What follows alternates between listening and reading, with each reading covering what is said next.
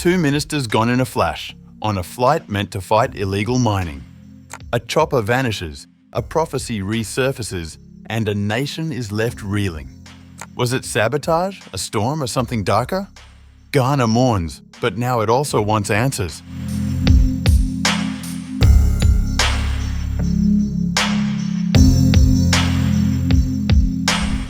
On August 6th, Ghana faced what government officials called a national tragedy. A military helicopter carrying 8 people, including 2 cabinet ministers, crashed in the Ashanti region's dense forest, killing everyone on board. The victims included Defence Minister Edward Omane Boamah and Environment Minister Ibrahim Murtala Muhammed, who were travelling from the capital, Accra, to address the country's illegal mining crisis. Chief of Staff Julius Debra announced the devastating news in a televised conference, stating, "I have the unpleasant duty, sadly, to announce a national tragedy involving the crash of a military helicopter this morning around the Adansi area in Ashanti region. Government regrets to announce the demise of the following persons in the tragic crash: Dr. Edward Kofi Omane Boamah, Minister for Defence; Alhaji Dr. Ibrahim Murtala Muhammed, MP, Minister for Environment, Science and Technology." The Chinese-built Z-9 helicopter had taken off from Accra at 9:12 local time, bound for the town of Obuasi, where the ministers planned to attend an anti-illegal mining event.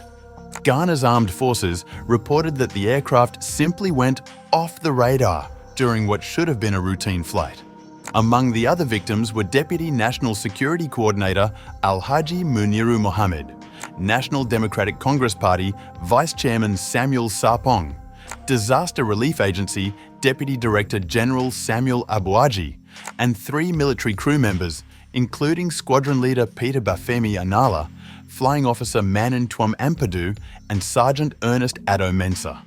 Television station Joy News broadcast cell phone footage showing smouldering wreckage scattered across the heavily forested crash site. President John Mahama, visibly shaken by the loss, was described by Education Minister Haruna Idrisu as feeling down emotionally. The president immediately suspended all scheduled activities for the remainder of the week and declared 3 days of national mourning.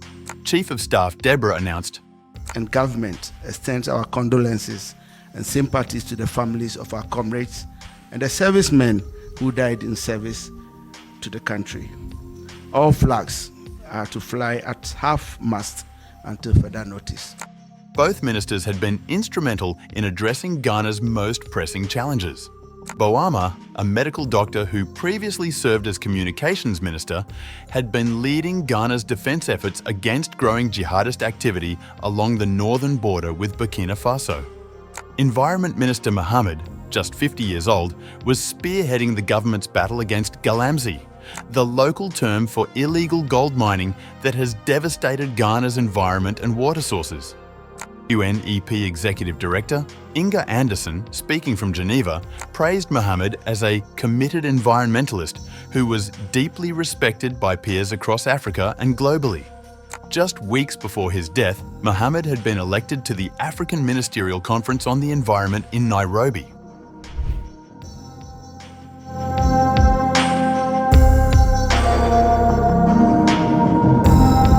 As Ghana mourns, speculation has begun swirling around the cause of this catastrophic crash. While authorities have launched a comprehensive investigation with international aviation experts, no official cause has been determined, leaving room for various theories to emerge. The timing and destination of the flight have fueled particular interest. Both ministers were actively combating illegal mining operations that generate billions of dollars annually for criminal syndicates. Some observers question whether their strong stance against these powerful interests might have made them targets. The helicopter was specifically heading to address illegal mining concerns in Obuasi, a region where enforcement actions have intensified under the Mahama administration. The government had recently established the Ghana Gold Board and banned foreigners from local gold trading as part of a broader crackdown on illegal operations. Adding another layer to the speculation, Ghana faces growing security threats from jihadist groups operating across its northern border in Burkina Faso. Defense Minister Boamah had been at the forefront of regional security efforts, leading diplomatic missions and coordinating responses to what experts warn could be spillover violence. A France-based NGO, Promediation, reported in 2022 that jihadist groups had successfully recruited between 200 and 300 young Ghanaians. Yet perhaps the most intriguing element emerged from social media, where an old video of Ghanaian preacher Samuel Henry, known as Prophet Roja, has resurfaced. In the footage from earlier this year, the preacher claimed God had revealed a vision about a domestic flight crash in Ghana. Speaking on Angel TV, Prophet Roa had stated, God is speaking to me right now on the 29th of July 2025. Please record this. Let all Christians in Ghana pray. This is a conditional prophecy. What I am seeing is that there is going to be a plane crash. I see a plane mid-air, and then it suddenly crashes.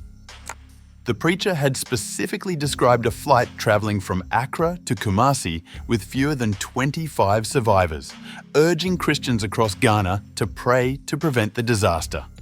While the actual crash occurred on August 6th rather than July 29th and involved a helicopter rather than a plane, the geographic details and the Accra departure point have captured public attention.